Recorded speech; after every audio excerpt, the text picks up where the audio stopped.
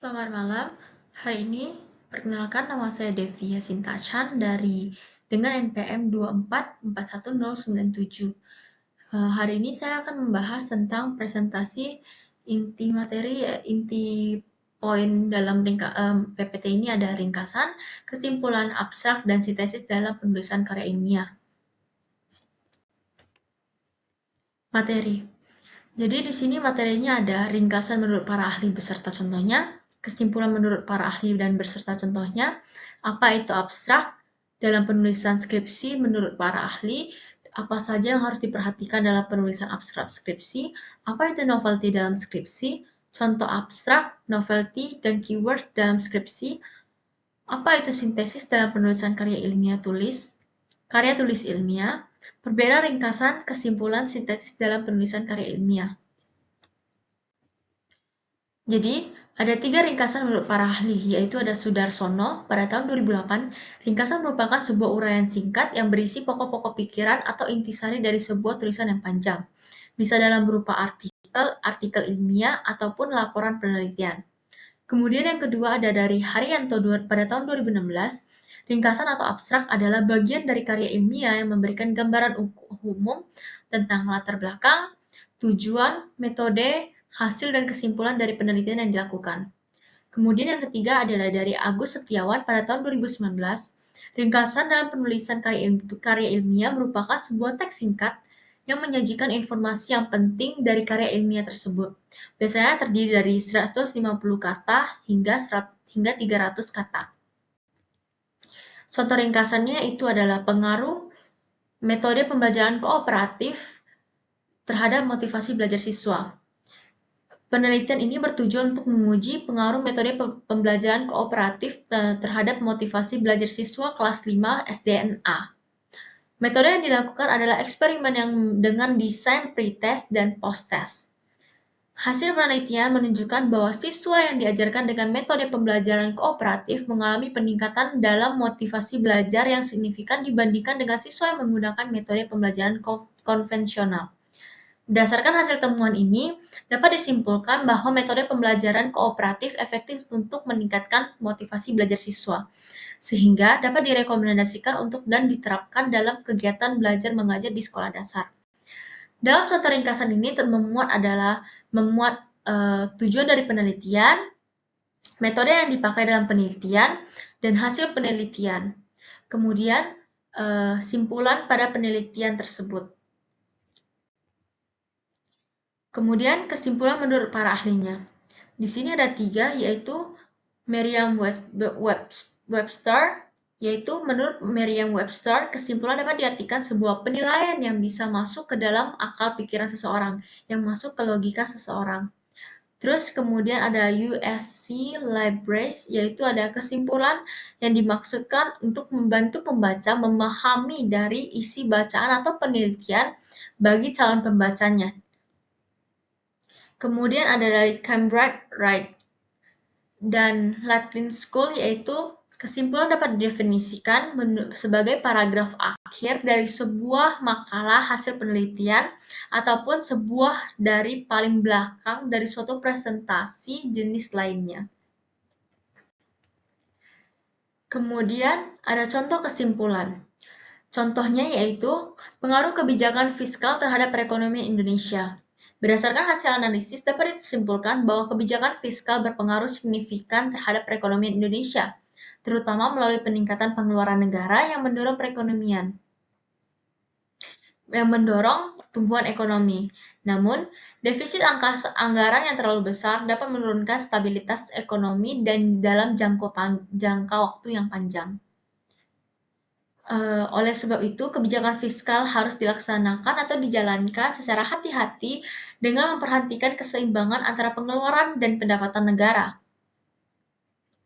Kemudian dilanjut dengan abstrak menurut para ahli. Di sini ada 2.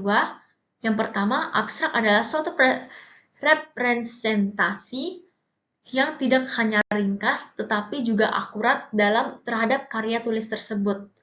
Isi-isinya dan juga hasilnya harus akurat dengan karya ilmiah tersebut. Kemudian yang kedua, diungkapkan bahwa abstrak merupakan serangkaian penyajian dari isi karya tulis ilmiah yang secara ringkas, akurat, dan gaya yang sama dalam penulisan karya tulis aslinya. Hal apa sih yang harus diperhatikan dalam penulisan abstrak dalam karya tulis ilmiah? Yaitu yang pertama ada isi. Jadi di sini tuh isi itu abstrak harus berisi inti permasalahan, latar belakang penelitian, cara penelitian, dan hasil yang diperoleh dari penelitian tersebut. Yang kedua, kata kunci. Biasanya abstrak harus disertakan kata kunci atau keyword sebanyak 3-7 kata kunci yang relevan dengan penelitian pada bagian akhir abstrak. Kata kunci tersebut untuk mempermudah pembaca untuk mengetahui apa sih isi dari karya tulis ilmiah tersebut. Yang ketiga, bahasa. Bahasa yang dipakai harus jelas, ringkas, dan mudah dipahami. Hindari dengan penggunaan bahasa yang sulit dipahami dan atau istilah-istilah teknis yang tidak umum diketahui. Kemudian yang keempat, panjangnya, yaitu jumlah kata dalam abstrak tidak lebih dari 250 kata dan diketik 1 spasi. Yang kelima, ada standar. Setiap pembaca atau setiap lembaga atau jurnal memiliki standar yang berbeda sehingga pentingnya untuk mengikuti petunjuk yang telah ditetapkan. Kemudian ada yang keenam, pengeditan. Setelah menuliskan abstrak pertama, dilakukan pengeditan atau revisi untuk hasil yang lebih maksimal. Apa itu novelty? Novelty merupakan sebagai unsur kebaruan atau temuan baru dalam sebuah penelitian. Biasanya novelty ini dapat berbentuk seperti dalam segi ide, metode, hasil. Jadi seperti hal baru yang diteliti oleh peneliti tersebut yang dapat dijadikan sebuah temuan baru. Biasanya hasil novelty ini tuh belum ditemukan oleh peneliti lainnya. Contoh dari abstrak, yaitu efektivitas aplikasi mobile dalam pembelajaran bahasa Inggris di SMA. Peneliti ini juga menguji efektivitas aplikasi mobile dalam meningkatkan kemampuan bahasa Inggris siswa SMA, menggunakan desain eksperimen pretest dan post-test. Hasil menunjukkan bahwa siswa menggunakan aplikasi mobile mengalami peningkatan signifikan dibandingkan dengan kelompok kontrol. Aplikasi mobile terbukti efektif dalam pembelajaran bahasa Inggris di tingkat SMA. Jadi di sini tuh keywordnya itu banyak. Keywordnya ada beberapa keyword, yaitu di sini ada di abstrak tersebut ada berisi dengan eksperimen apa yang dilakukan, terus kepada siapa yang dilakukan, terus perbandingannya terletak pada abstrak tersebut. Kemudian ada contoh novelty, yaitu seperti penerapan metode pembelajaran kooperatif berbasis teknologi untuk meningkatkan motivasi belajar siswa di sekolah dasar. Peneliti ini juga mengusulkan penerapan metode pembelajaran kooperatif yang mengintegrasikan teknologi, contohnya seperti aplikasi pembelajaran interaktif atau pembelajaran berbasis game, untuk meningkatkan motivasi belajar siswa di sekolah dasar. Metode ini mungkin berbeda dengan metode pembelajaran konvensional yang hanya mengandalkan buku teks atau interaksi secara langsung. Jadi di sini tuh novelty-nya itu melakukan metode baru yang dilakukan berbasis teknologi seperti menggunakan teknologi dalam pelajarannya, bisa berbasis game. Jadi seperti temuan ini, penerapan metode ini menghasilkan temuan baru atau hasil pembelajaran yang lebih konvensional dan lebih efektif. Contoh keyword. Keyword di sini itu ada contohnya seperti teksnya, yaitu peneliti ini mengeksplorasi peran media sosial dalam membentuk komunikasi massa dan bagaimana strategi pemasaran digital dapat meningkatkan kesadaran merek di kalangan konsumen muda. Di sini keywordnya ada 3, yaitu media sosial, komunikasi massa, dan strategi pemasaran. Kemudian, apa itu sintesis? Sintesis merupakan penggabungan informasi dari berbagai sumber yang dimana menghasilkan sebuah ide, argumen, atau pandangan baru untuk memecahkan suatu masalah yang diangkat dalam karya tulis ilmiah tersebut. Hasil sintesis bisa berupa data, fakta, informasi yang belum pernah ditemukan oleh orang lain. Seperti Kemudian dilanjutkan ada perbedaan ringkasan, kesimpulan, dan sintesis.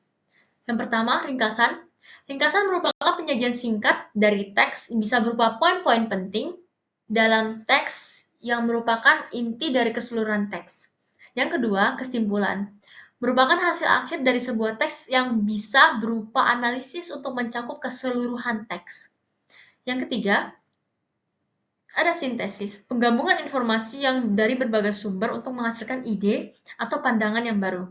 Jadi perbedaannya itu ringkasan itu adalah merupakan poin-poin penting dari inti keseluruhan teks, sedangkan kesimpulan merupakan hasil akhir yang berupa analisis dari keseluruhan teks. Sintesis merupakan penggabungan informasi dan untuk menghasilkan temuan baru seperti ide atau pandangan yang baru. Kesimpulan dari presentasi ini adalah ringkasan, kesimpulan, dan sintesis adalah elemen penting dalam penulisan karya ilmiah, meskipun masing-masingnya memiliki tujuan yang berbeda dan juga struktur yang berbeda. Ringkasan yang berfungsi untuk memberikan gambaran umum dan yang singkat mengenai isi dari karya ilmiah mencakup pokok-pokok pikiran atau dari keseluruhan teks tanpa harus membaca teks tersebut. Sedangkan kesimpulan merupakan merangkum hasil penelitian dari penilaian atau interpretasi temuan yang telah dibahas tanpa mengikuti urutan teks yang aslinya. Sementara sintesis merupakan proses penggabungan informasi untuk menghasilkan temuan baru, seperti ide dan juga pandangan yang baru. Namun, semuanya penting untuk menyampaikan informasi yang lebih efektif dan efisien dalam karya tulis ilmiah. Sekian dari presentasi saya. Terima kasih.